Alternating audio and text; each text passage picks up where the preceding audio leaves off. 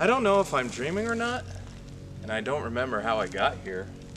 The one thing I do know is that I'm lost.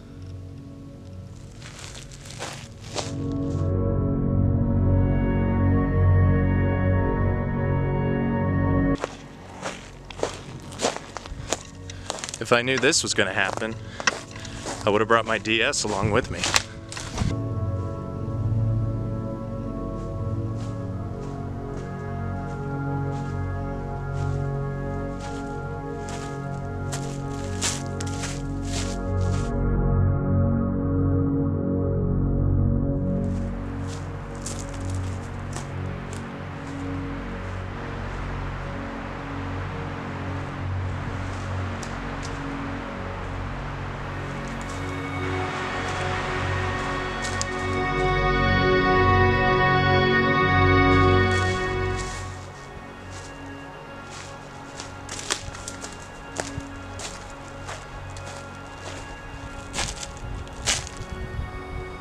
I should have known a game would find me, and an appropriately themed one. How about that? I gotta be on something or dead, and this is my heaven or hell.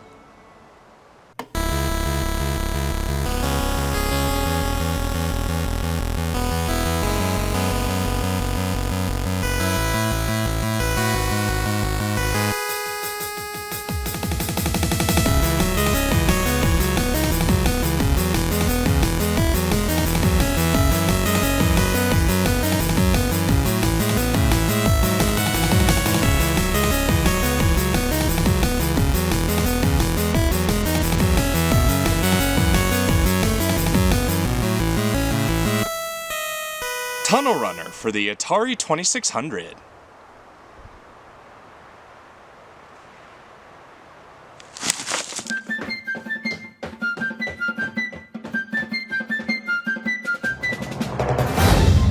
It's the early 80s and Atari is on top of the console market. Despite newfound competition appearing in the last few years, their video computer system was able to stay on top thanks in part to having some of the best games not just from Atari, but also from third-party publishers. Of course, you had Activision and Imagic, but also other companies you wouldn't think of as being in the video game industry, like Parker Brothers, the board game manufacturer, 20th Century Fox, the movie studio, and CBS, the television company. CBS Electronics had an interestingly brief run in the video game scene, not only distributing the ColecoVision outside of the US, but also having an admittedly decent lineup of arcade ports and original games under their belt for multiple systems. One of the very best they released on the 2600 was Tunnel Runner.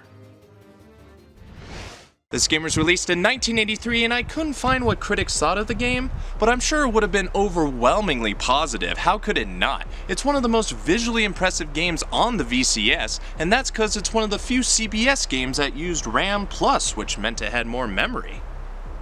I miss the old marketing terms, RAM+, blast processing. When the chips fall into place, you get the best marketing. Anyhow, this game pulls off its extra bytes in a way that makes it so different compared to other 2600 titles. How different? Well, CBS Electronics' slogan was "where the excitement never ends," and you'll see why once we take a better look at Tunnel Runner.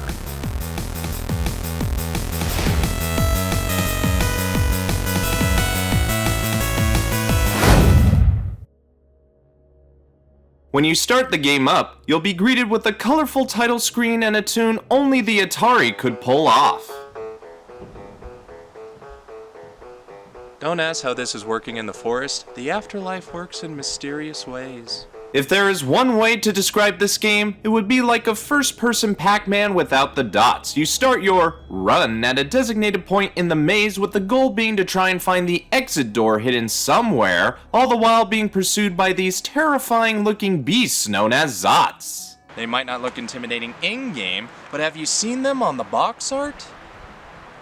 I'd run like hell if I saw something like that. The Zots, like the ghosts from Pac-Man, have their own level of chasing ability. Gray Zots are the dumbest, white Zots are average, and red Zots are the toughest to avoid once they have you in sight. There's also the presence of a fourth blue Zot, but I don't know where his intelligence falls. He isn't mentioned in the manual at all, and it just makes some head puns at the expense of the red Zot, though he is on this additional slip that says he's the fastest out of the bunch. But in any case, that grape, like zits, need to be popped or squished. You have no means to destroy the threat of the Zots. The only thing you can do is try and avoid or outrun them if they spot you. One piece of advice I and the manual can give you is to keep those ears open, as you'll be able to hear a Zot coming from any direction, and they all have their own similar yet identifiable melody.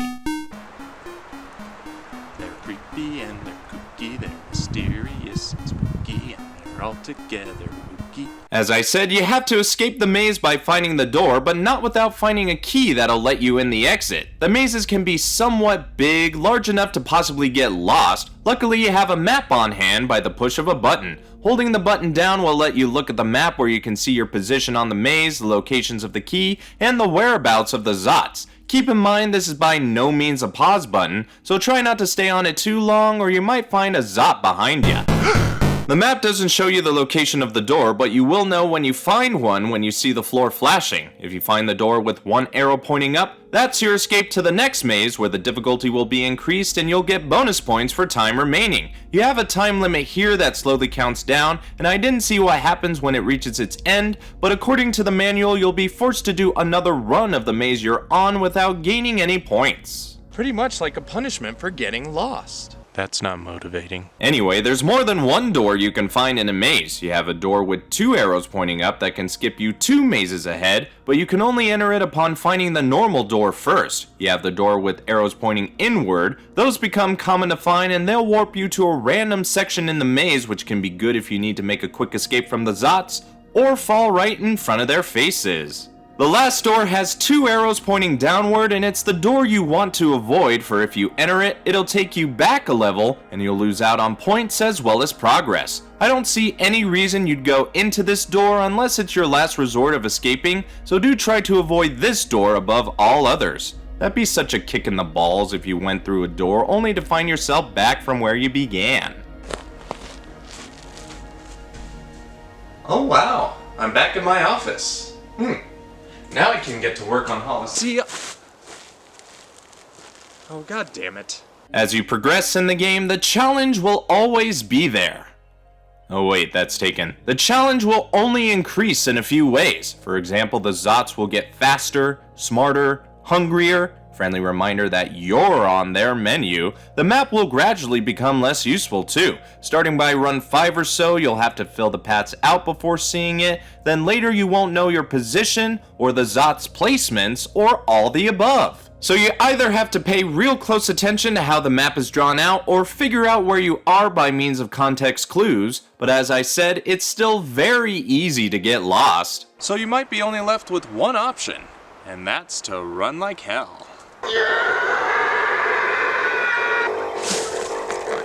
It goes without saying that if any one Zot touches you, you'll lose a life and find yourself elsewhere in the maze, hopefully safe from danger. Once you lose all your lives, it's game over, but you can get an extra life with every 1,000 point mark, which may be a little easier once you reach run 9.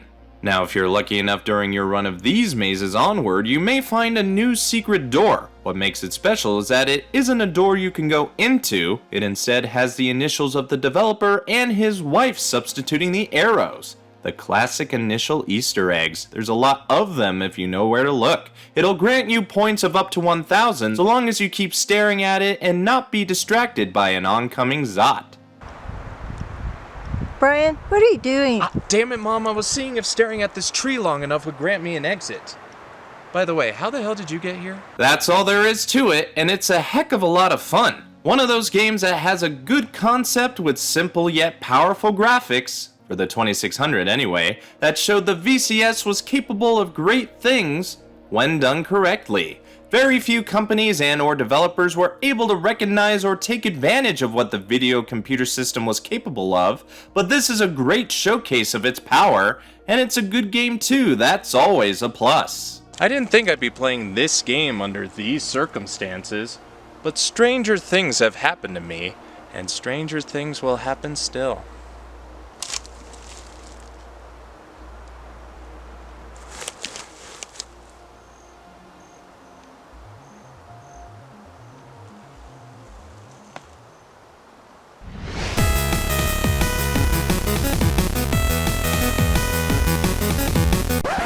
Well, you already heard it's got some tunes and they're all just the same except with a different pitch.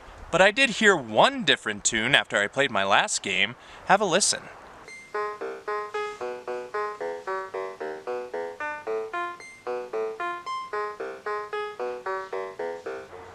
I don't know if it's anything I did to make it different, but it's weird, right? Next!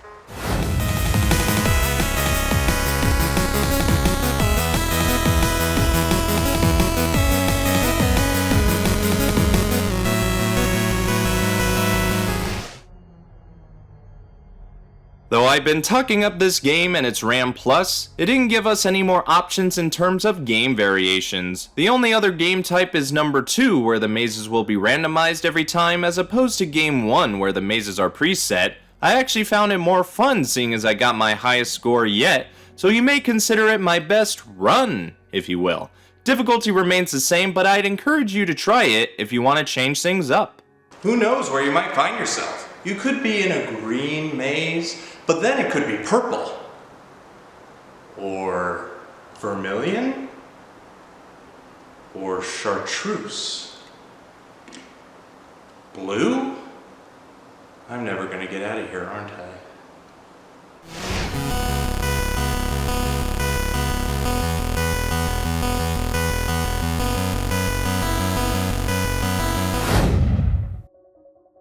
I didn't find how well this game sold either, but it might have been an unfortunate victim of the video game crash since it released in or around that time frame. It maintains a big asking price online, whether loose or complete, so it's uncommon nowadays for sure. The excitement would end for CBS when they pulled out of the market during the '83 crash, selling their division off to Viewmaster. They had a couple other games in the works before they pulled the plug, like a port of the obscure Exidy game Targ, and a rather impressive looking flight sim in Wings. The former would be released under a different name by Telegames, but hell, I'd like to see Wings get an official release. I should call CBS and see if we can make that happen. Some entertainment companies have had their own video game studio at one point, most of them are defunct now, but I'd like to ponder who'd be the weirdest one to come around in the future and open their own division. A24 would be a good shout with all the weird films they put out. Just imagine the games they could publish. So, what is my rate to play? Many will remember the crap games to come out of the like of Data Age, US Games, Apollo, and rightfully so, they all weren't the best, but we gotta remember that there were more good games than crap during the second generation, especially on the Atari 2600. You just have to look at the Activision catalog, Parker Brothers rarely had a stinker, and CBS had a good selection too, with Tunnel Runner being one of their best.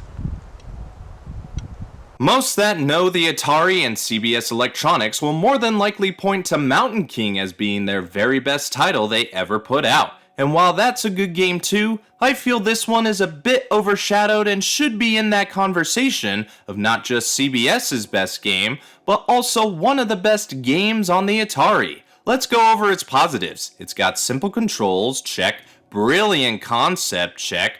Better graphics than most Atari games, check. Easy to learn gameplay, check. Challenging as you go along, check. Memorable characters, check. Fun, check. And enough mystique and secrets to make you come back for more. Check. The only thing I could say that are a downer is that there aren't enough game types to my liking, really. And, It doesn't use the difficulty switches. Come on, every game should. Regardless, this is a classic in my mind. Anybody who thinks themselves as the king of games should love this title, so I'd grab it if you find it. And Manny, if you made it this far, I hope we can play it sometime, if I ever get out of my predicament. To conclude, I get this game a play rate of must play.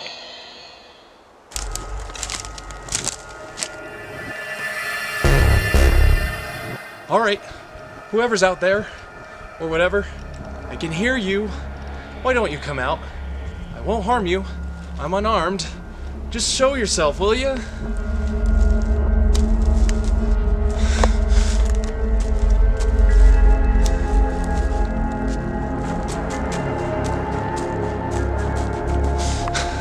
Stop it! What do you want from me? Why are you doing this? This is going nowhere. I think I gotta... Run. But that's only my opinion. If you have your own thoughts, leave a comment. If you like what you see, leave a like. If you think others would enjoy this, share it around the web. And if you want to see more, subscribe. Anyway, this has been BrianTheBlue Game Reviews, Tunnel Runner, for the Atari 2600.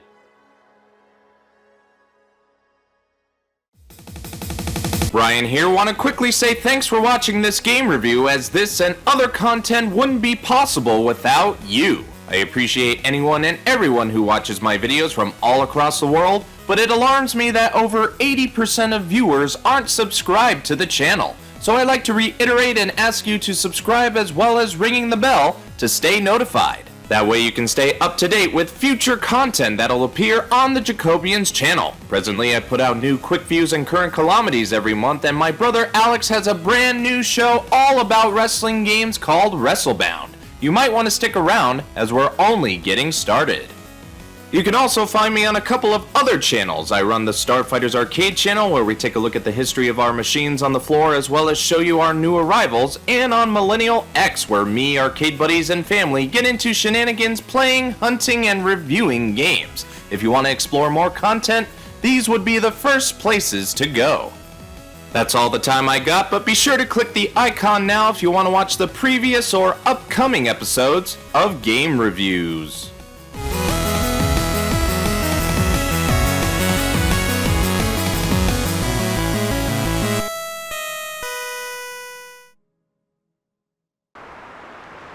You may think I'm trapped, but I'll escape.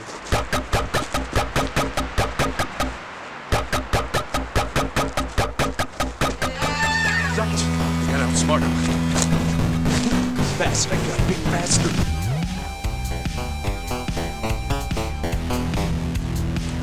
Right, left. Wait a minute, I have maps. Oh, but I don't got any service. Oh. Please let this be an exit.